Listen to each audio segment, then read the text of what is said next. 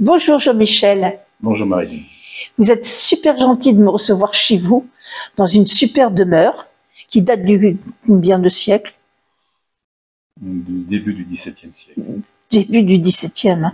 Un peu de vos passions, parce que vous avez l'écriture, la peinture. Oui. Vous venez de terminer une exposition à Saint-Savinien. Bon, malheureusement, j'ai pas pu venir la voir, mais chez vous, je vois déjà pas mal de tableaux qui sont exposés. Donc je les prendrai aussi en photo. Qu'est-ce que vous pouvez me dire? Racontez-moi un peu votre vie, je ne vous connais pas encore très bien. Racontez-moi votre parcours et vos idées, tout ce que vous avez en tête. Je suis curieuse.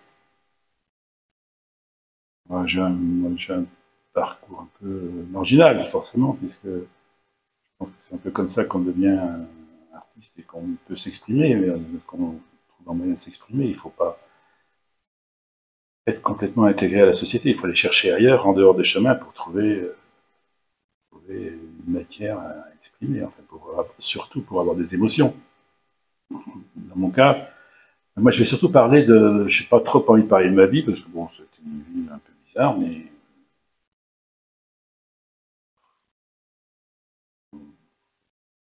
Donc c'était une vie qui a surtout été une vie dans la nature. Encore une fois, je vais quand même préciser le terme, j'aime pas le mot nature, je préfère parler du vivant, de tout ce qui nous entoure.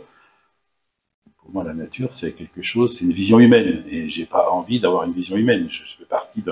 Nous faisons partie d'un ensemble, et le mot nature met la nature justement à l'extérieur de nous, et nous au centre, ce dont la nature est victime, ce dont le vivant est victime aujourd'hui. Le constat est assez effrayant. Bon, voilà, donc moi j'ai aimé marcher, j'ai aimé pas le sport, parce que je suis pas un fanatique de sport, mais j'ai aimé parcourir une partie de la planète du moins. Vous avez beaucoup voyagé? Bah, j'ai beaucoup voyagé, j'ai beaucoup navigué, je ne prends pas l'avion, je n'ai pas pris l'avion depuis 40 ans, et je ne le prendrai plus jamais, c'est clair, pour des raisons on connaît. Parce que je pense que l'avion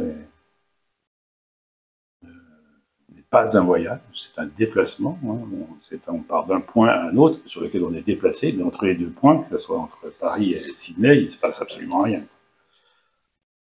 Moi, j'aime qu'il se passe quelque chose. C'est pour ça que j'ai écrit un livre qui s'appelle D'Anvers à Venise, où j'ai marché d'Anvers jusqu'à Venise, en traversant le Jura, les Vosges, les Alpes, le Jura, les Alpes. Voilà, c'est ça, c'est pour moi un véritable voyage.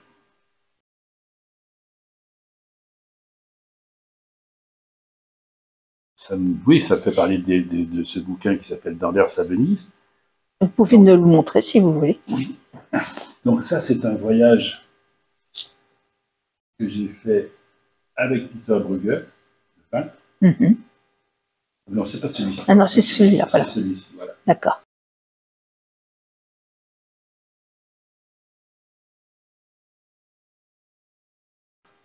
Et pourquoi avec Peter Bruegel? Parce que je lui ai demandé s'il acceptait de venir avec moi. Lui, il l'avait fait au XVIe siècle, au milieu du XVIe siècle. Il était parti d'Anvers, il est allé jusqu'en Sicile. Enfin, on pense, parce que il n'a jamais voulu me dire s'il était réellement. Donc, je chemine avec lui et on compare nos points de vue. Lui, sa vision en tant qu'artiste au XVIe siècle et la mienne en tant que marcheur. D'accord, vous avez fait le même chemin. Donc on dialogue tous les deux, comme on est un peu grognons tous les deux, un peu bourrus, par moments ça pète un petit peu, mais bon, ça va, on s'est bien entendu. Voilà. Et l'autre voyage, lui, c'est différent. Moi, j'ai voulu voir... L'île où rêvent les nuages. L'île où rêvent les nuages.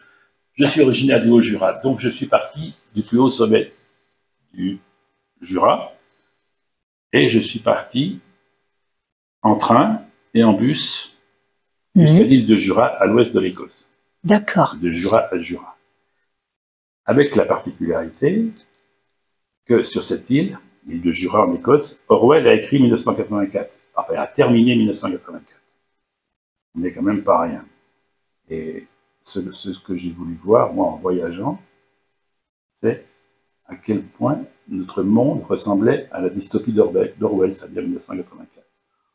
Bon, j'ai pas mis longtemps à comprendre qu'on était très proches, sauf que les moyens n'étaient pas les mêmes, que Big Brother se trouvait dans le téléphone de tous les voyageurs que j'ai rencontrés, et qu'ils étaient déjà prisonniers d'un monde duquel, pour moi, ils ne sortiront pas.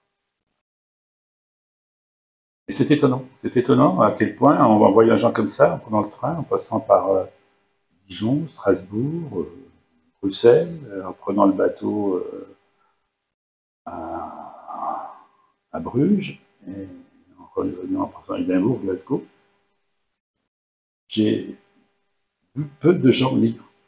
Très peu. Les gens se connectent directement en arrivant dans le train, lisent parfois un magazine. Et l'Italie a quelque chose d'important, c'est que quelque chose qui m'a complètement surpris, c'est que dans le train entre Édimbourg et Glasgow, j'ai vu une jeune femme qui lisait. C'était la première que je voyais vraiment lire, hein. C'était attaché à un livre, pas un livre posé à côté d'elle, non, elle était dans son livre. Moi, j'étais assis en face d'elle et j'ai cherché, je voyais pas, parce que c'était Penguin Book, je voyais pas bien la couverture, je voyais pas bien ce qu'elle lisait. Finalement, j'étais très curieux, je lui ai posé la question, enfin, j'ai commencé à lui dire bonjour, et elle m'a montré le livre qu'elle lisait, c'était 1984 d'Orwell. Ah, c'est pas vrai. Donc, il y a des choses qui se passent pendant les voyages qui sont c'est un signe. Après, c'est une femme descendue à Glasgow, et moi, j'ai poursuivi mon voyage en bus jusqu'à l'île de Jura.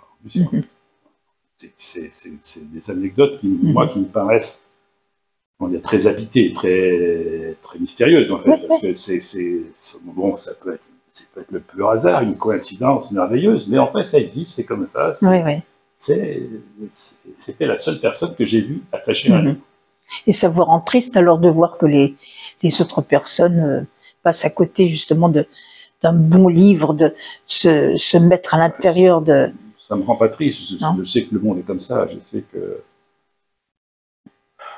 Heureusement, il en reste encore quelques personnes qui adorent. Oui, on dit que la littérature se porte bien, comme ça.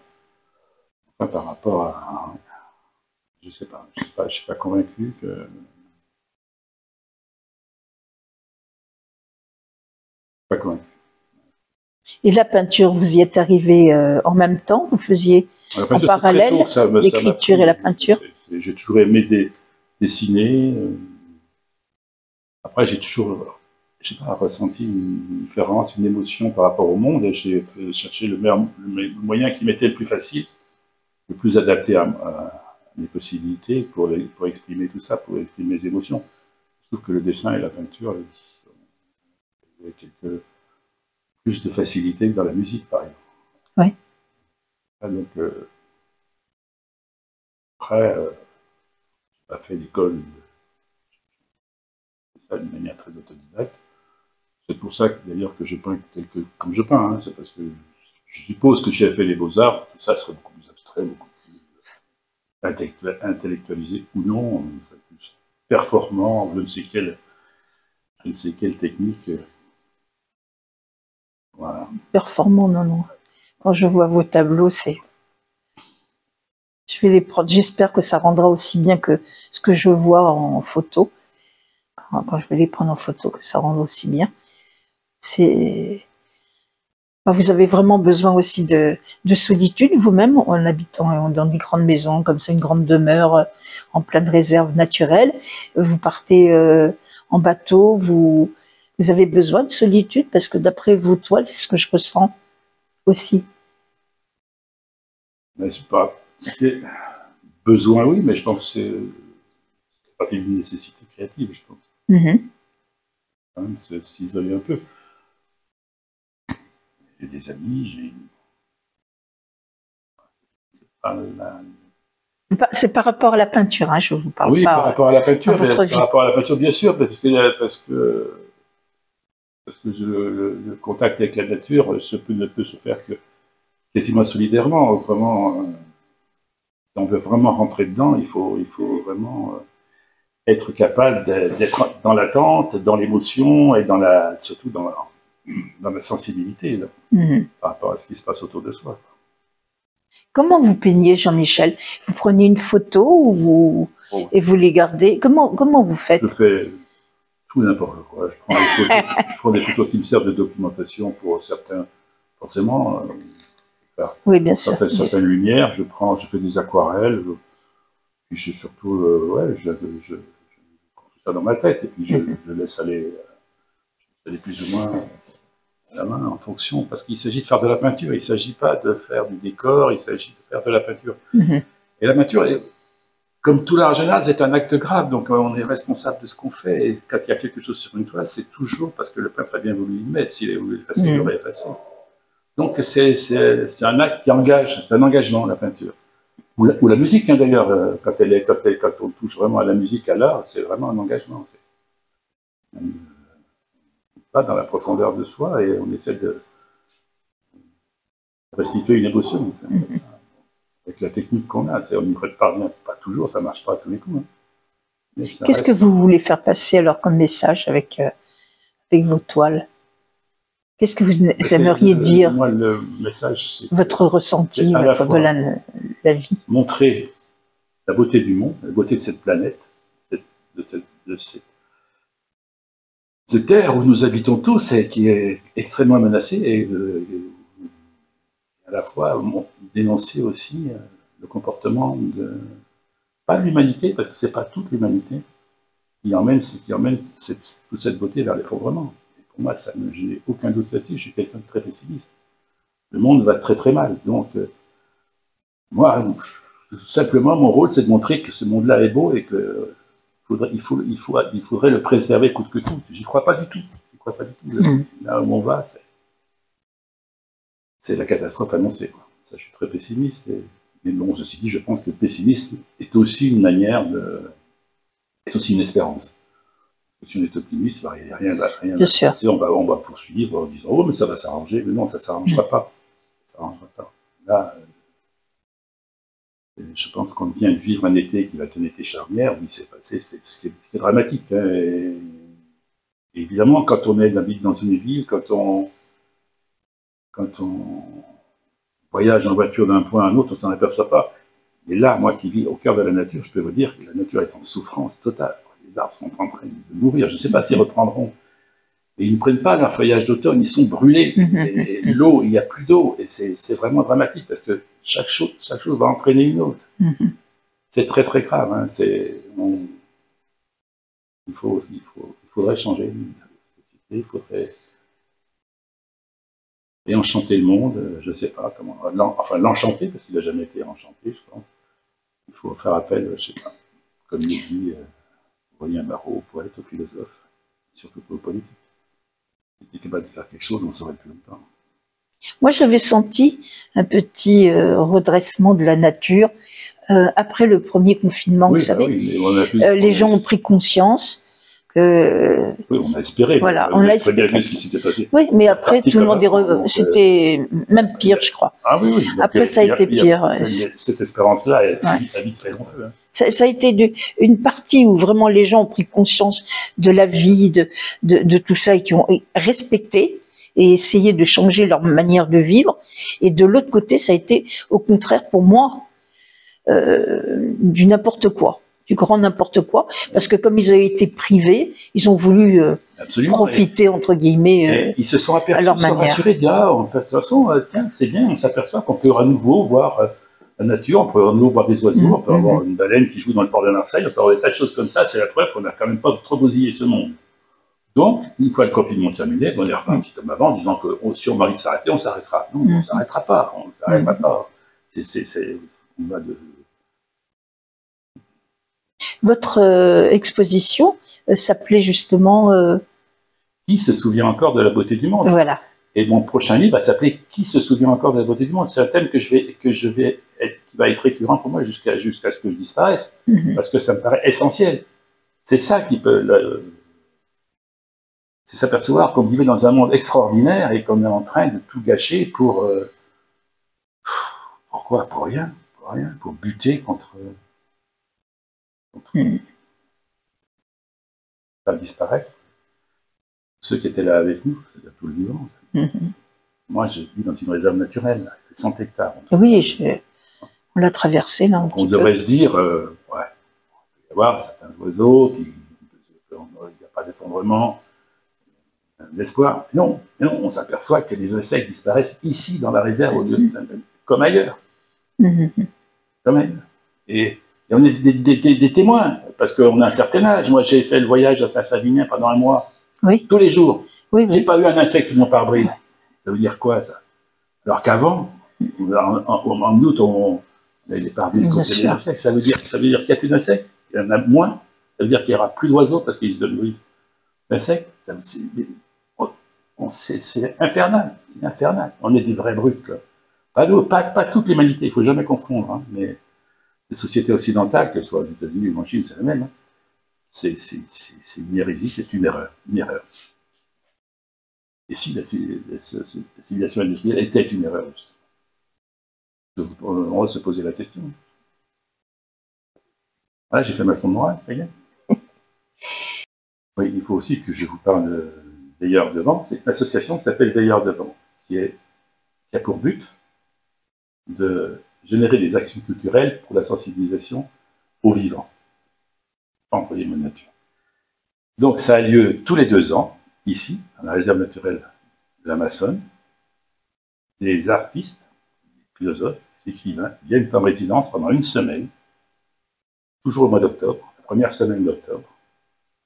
Ils créent l'œuvre qui leur convient avec des moyens très rudimentaires, hein, très éphémères, parce qu'on n'a pas d'utilisation de plastique ou d'autres matériaux ou quoi que ce soit. Et à la fin de leur résidence ici, ils restituent leur travail au public pendant 3 jours. Donc les 3 derniers jours, c'est ouvert au public, sur un sentier qui fait 2 km, plus de 2 km, donc pratiquement 2 heures, et qui est vraiment un acte de sensibilisation. Et on reçoit des artistes qui viennent gracieusement, hein, pendant 1 semaine. Bon, pendant 1 semaine, ils sont en résidence, donc ils sont hébergés, ça va de soi. Et c'est très diversifié, hein, parce qu'on a des écrivaines comme Catherine Poulain, on a des philosophes comme Ispa Calais, on a des musiciens, etc., qui viennent pendant 1 semaine. Et cette année, ça va avoir lieu du 2 au 9 octobre, le thème c'est réensauvager le monde. C'est-à-dire réensauvager le monde, c'est-à-dire laisser la place aux autres. Chacun peut y venir, hein. Ça sera ouvert le 7, le 8 et le 9 octobre, dans la réserve naturelle régionale de l'Amazone. Eh ben, c'est dit sur Antonio Culture. Ce sera écouté. Merci beaucoup, Jean-Michel, de tout ce que vous m'avez dit. Mais ça me touche et en fin de compte, ça me fait prendre conscience de plein de choses, encore plus. Là, je viens de finir un livre qui s'appelait le manuel du Hygge, on dit en danois. C'est une façon de vivre que les Danois ont mis en pratique depuis des années. Ça veut dire qu'ils travaillent de 9h à 16h et ils arrêtent de travailler à 16h, tous les bureaux, pour pouvoir vivre en famille, pour pouvoir profiter de la vie, mais en même temps, leur façon de vivre, c'est d'être très respectueux de la nature, de l'environnement, des personnes, et de ne pas vouloir se montrer ou rabaisser l'un et l'autre, vous voyez. Et ça m'a vraiment aussi touché, ce petit livre, ce petit manuel. Ben ça serait peut-être bien de le lire aussi et de mettre en pratique. Je vous le passerai alors. Oui. D'accord. Vous me passerez ou vous me donnerez les références? Ouais, non, mais vraiment, je vous assure, c'est. Ouais, ça m'intéresse parce qu'à partir du moment où on a une autre vision de cette manière de vivre, oui. Il faudrait aussi que. C'est se faire du bien pour pouvoir faire du bien aux autres en même temps, se créer une petite atmosphère à la maison, un peu cocooning si vous voulez, mais c'est aussi par rapport à tout ce qui est dans l'environnement. Donc ça, c'est important. Voilà. Pour faire moi aussi un petit coup d'éclairage sur quelqu'un que j'aime beaucoup, il faudrait écouter l'interview de Aurélien Barraud dans La tête au carré sur France Inter. Tout est dit, une clarté incroyable. Aurélien Barraud, c'est un astrophysicien, donc on ne peut pas douter de sa vision, enfin, de point de vue scientifique. Mais tout est dit. Il faut écouter ça. Je pense que c'est très important. Eh bien, on le fera alors. Ouais. Merci de nous avoir reçus, mon mari et moi, et mon chien, chez vous. Merci Jean-Michel. Merci à vous. Et au plaisir de se revoir alors. Avec bonheur. Merci. Au revoir. Merci.